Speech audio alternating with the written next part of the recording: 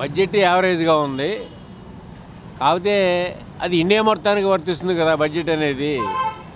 మన ఆంధ్రాకి మటుకు చేసింది ఏమీ లేదు. సపరేట్గా చేసింది యావరేజ్గా ఉంది. అంటే దాంట్లో కొంచెం అంకిలగారడి ఉంది.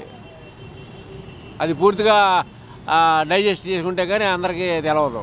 ఎన్ని త్రిపుల్ చేసినా అంకిలగారడి కొంచెం ఉంది. అంటే డెప్త్గా చెప్పాలంటే ఆయన్ని చూడాలి. మనకు తెలిసినంతవరకు చెప్తున్నా.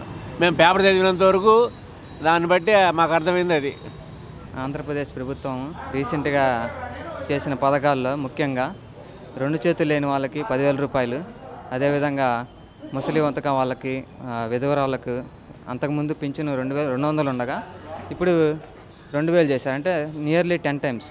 అంటే అది విధవరాళ్ళకు ప్లస్ ముసలి వాళ్ళకి కొంచెం అదృష్టకరంగా భావించవచ్చు. అదేవిధంగా నిరుద్యోగ యువతకి అంతకుముందు 1,000 రూపాయలు ఉండేది, నెక్స్ట్ మంత్ నుంచి 2,000 రూపాయలు చేస్తున్నట్టు ప్రకటించారు. ఇది కూడా నిరుద్యోగులకి కొంచెం హెల్ప్ఫుల్గా ఉంటుందని అందరూ భావిస్తున్నారు. ఇది ఎటు ఎలక్షన్ టైం రాబోతుంది. కన్ఫామ్గా ఇది నెక్స్ట్ ఎలక్షన్ వాళ్ళకి పాజిటివ్గా ఉంటేనే అది కొనసాగించడానికి చాలా అవకాశాలు ఎక్కువ ఉన్నాయి కాబట్టి అమలవుతాయని అందరూ అనుకుంటున్నారు. చేసేంత పేదలకే కానీ ప్రజలకి అందిస్తే చాలా గొప్పగా ఉంటుంది. ఎవరి కళలు కన్నా పేదంతా ఒకే సమానంగా ఉండాలని చెప్పి నా ఆకాంక్ష.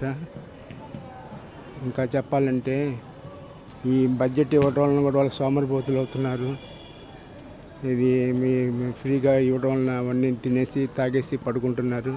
మన హాస్పిటల్లో తెల్లగడ్డ చూపించి బాగు చేయించుకుంటున్నారు. వాళ్ళకి కావాల్సినంత వరకు ఇస్తే చాలా మంచిదని చెప్పి నా కోరిక. ఇవాళ వచ్చిన బడ్జెట్ సామాన్య మానవులకి, వ్యాపారస్తులకి, అందరికీ ఎవరికాళ్ళకి సొంత ఇళ్ళు కట్టుకోవడానికి, వ్యాపారాలు అభివృద్ధి చెందుకోవడానికి అన్నింటి ఏ బడ్జెట్ అయినా ఏపీ బడ్జెట్ కానీ సెంట్రల్ బడ్జెట్ కానీ అన్నీ మంచి ప్రేరణగానే ఉన్నాయి. మంచి ఆలోచనతో చేసినా కానీ ఉన్నాయి. దీన్ని మనమే అభ్యంతరం పెడతానికి ఏం లేదు. అందరూ బాగుంటారు కూడా. ఇవన్నీ అమలు పరచాలని కోరుకుంటున్నాను. చాలా సంతోషం. బడ్జెట్ ఇప్పుడున్న బడ్జెట్ అనుకూలంగానే ఉంది. రాష్ట్ర ప్రభుత్వం ప్రజలందరికీ కానీ, ఆటో రంగానికి కానీ మాకు ట్యాక్స్ తీసేశారు. బాగానే ఉంది. ఇప్పుడు ఉన్న పరిస్థితి బట్టి ఉన్న ఇబ్బందులు లైఫ్ ట్యాక్స్ లేకుండా చేశారు. బాగానే ఉంది. ఇన్సూరెన్సే కొద్దిగా భారంగా ఉంది.